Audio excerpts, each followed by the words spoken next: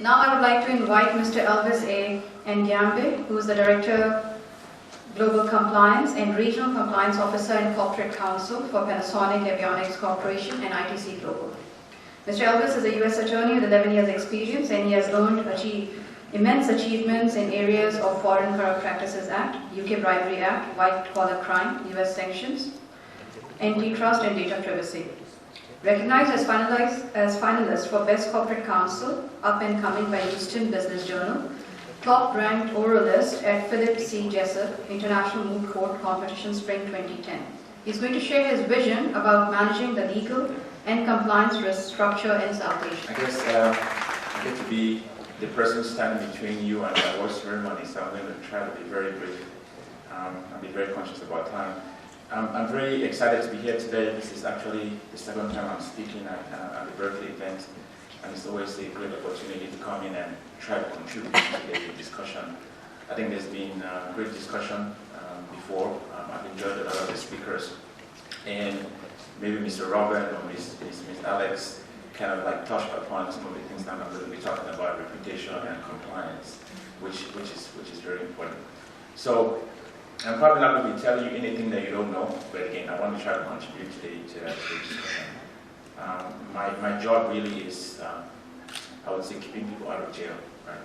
So having a view in the room, anybody aims to go to prison one day? Anybody wants to go to prison? No, right? Okay, fair enough. So that's what I do, and I have the experience doing that for multinational companies, protecting the reputation of the company, protecting the people, and avoiding them from going to jail. Again, from the discussions that we had today, there's tremendous opportunities in South Asia. There's a lot of things that you can go in there to do. The countries want foreign investment come, but you just have to be very, very careful and see, making sure that you manage the risk properly. So let me just share some of my thoughts about that. So look, then in terms of legal and compliance risk, the way that I look at it, the way that I define it is, every time you're going into a new country and you have these opportunities to go make money, there's a risk that you can violate some law. There's a risk that you can do something that is going to get you in trouble as a person or get your company in trouble. And so you have to be very careful in the way that you make those decisions going into countries.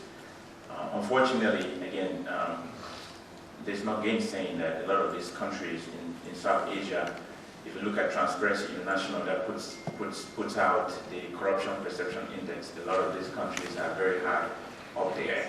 So if you go in there blindly, you can easily get hit. Okay. Yeah, so then, okay, this is just like a brief outline in terms of what I wanted to talk about. What is the legal compliance risk? Just look at very high level some of the regulations and restrictions. Again, just from my own perspective, if I'm thinking like, if you are going in there, you need to have some kind of a risk mitigation plan, because you have to be very aware as you go into it. Can you move it, please? All right. Again, the risk that you're facing is exposure to legal penalties, right? If you're going into a place, your legal and compliance risk is your exposure to penalties, where you can have material loss in terms of investment that you're making there. It can even be, again, personal liability for you or for your company if you fail to act in a way that is in accordance with the laws of the country that you're going into, or if you're, whatever country you're coming from, you're carrying your passport, you're going into that country, the passport follows you. For example, if you're a US citizen, the Foreign Corrupt Practices Act follows you everywhere you go. If you're a UK citizen, the UK Bribery Act follows you wherever you go. So your risk in that term is in terms of the potential that you can violate some of these laws, and even your own policy that you write as a company. Next, please. All right. So then, if you're going in, I mean, there's tremendous opportunity in healthcare, in tourism, and all these things. But how do you go in there, right? So you need to have your entry strategy first. You need to define what you want to do, the form of business that you want to set up there. In a lot of these countries, you need local partners. So you need to find a proper local partner that you can vet them properly to make sure that you know what it can help you do. Again, you need to find which kind of like maintain the business, where you're paying taxes, you're getting permits, you want to build something. And of course, I think somebody referenced earlier on, like, there has to be stability, right? Like, if you're going in there, what's going to happen if there's a dispute? How do you trust the court system there? You know, are you going to be able to enforce the contract? Are you going to be able to really make benefit from the investment? Next, please. So, in my space, what I see, some of it going into in South Asia and a lot of these other countries, some of the key risks that you see now is like environmental risk, right? People are talking about sustainability. You know, what kind of business are you setting up? Is it green friendly? Is it environmental friendly? Making sure that, you know, pollution, waste management. Again, there's also the area of corporate social responsibility where, again, if you're from one of these countries and you want people to come, you want to make sure that, you know, the society is benefiting from what is happening there, right? Because we've seen instances where people come and do the investments and the money doesn't stay in the country, right? So you need to be transferring knowledge, you need to be training people, equipping people to make sure that, you know, they can actually benefit from it. Because again, if the country doesn't see the benefit from it, it doesn't really make sense. Again, some of these places where, you know, there's huge manpower. I think somebody mentioned about the population of people below a certain age is very high, so you have huge manpower and resources of people that want to work. You want to treat them fairly, right? You want to make sure they pay them properly as well. You train them to make sure that they are benefiting from it. And then, so I look at it like it's a coin that has three sides, right? So you're looking at, if you're trying to go invest in there, right, you want to get a clear picture in terms of how you're going to put your money, right? Or if you are the country that you're trying to attract people, you want to create a favorable environment to make sure that you can attract people to come in. Because again, if people think that they're going to come to your country and then invest money, they're not going to see the benefit, they're not going to come in, right? Or again, if you're a local person and you have a business that you're trying to attract foreign investors to be partners for you, you need to also be able to help them manage whatever risk that they're seeing. Because again, they're going to choose you as a partner because they see that you understand the risk and you're going to help them manage that risk. I mean, if you cannot show that, then now you're not making yourself as a viable partner for them to be able to get in. So again, you have kind of a plan where, you know, do you have any lawyers in the room? Any lawyers? There you go. You're probably going to like what I'm going to say now is one of the biggest things. I mean, if anybody's sleeping right now and you don't get anything that I said, the biggest thing I want to say is that if you're going into a new frontier market, you need to get your best lawyers to advise you, because again, they understand the risk.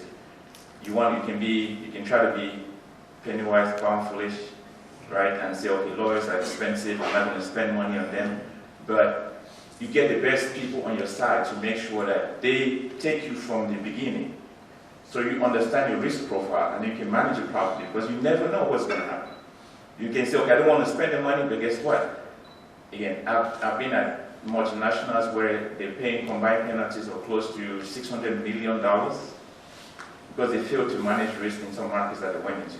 So choose your best lawyers, right, so that they can like walk you through that process to make sure that you understand what you're getting into, and then they're there and they know the context in terms of that. Were you going to say something? Yeah, there's one question from my side. I Yes. don't go to the universe, let me clear. But you know, the legal and the compliance turned on the previous 60% from the actual previous potential. Can you explain the reason? We have to always kind of like fight that and say, compliance is not here to stop you from doing business. Compliance is not here to be an impediment for you to do business. It's actually helping you do business the right way, to make sure that whatever profit and revenue you get from it is hard cash that you keep in your bank, right? Because if you don't do that, right, if you do it the improper way, because again you want to like rush it, right, then now you stand the chances of having to pay huge penalties. I don't know if you guys saw in the news recently, Airbus paid a combined fine of $4 billion, right, for violation of US laws, French laws, and UK laws, right? So there's a value add to that where you can say, I need to take a step back a little bit and make sure that I'm putting the right processes in place to be able to do business the right way. And if it's going to, cause a delay in 1 month or 2 months in the way that you do your business, that should be the right way. If you think about it, governments have become very, very serious about it in terms of the transparency and the reputation of the companies, like Mr. Robbins said.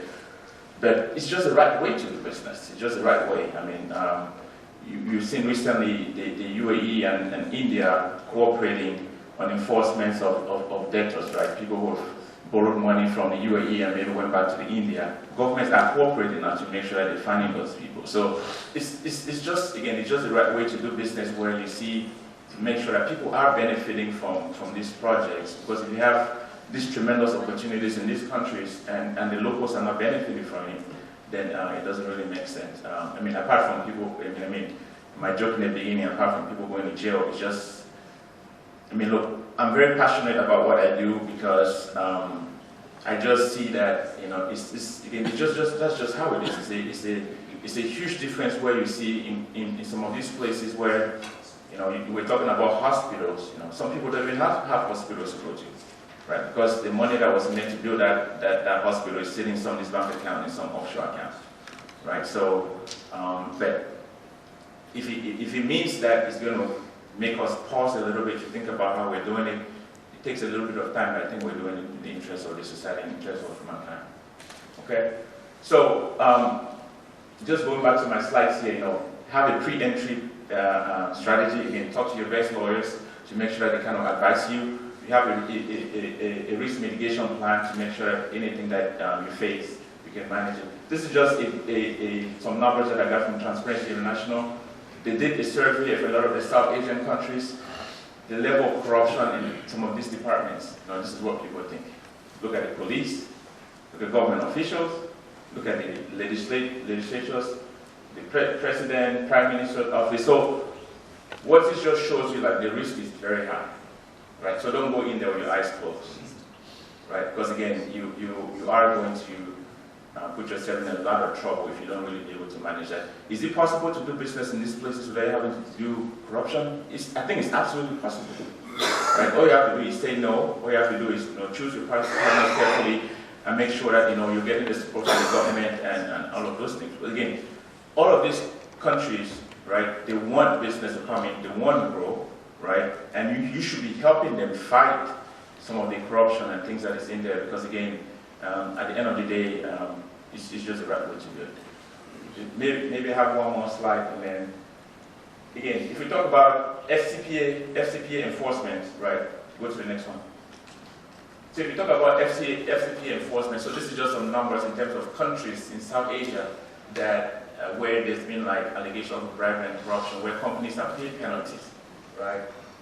India has like 21. There's been like 21 enforcement actions out of India. And you can see Bangladesh has 6, Indonesia 22. Again, the red just really means that it's a risk, right? It doesn't mean that it stops you from doing business. It just means that you need to be aware of it, have a plan, how to control it, and manage it. Fair enough? All right, thank you so much.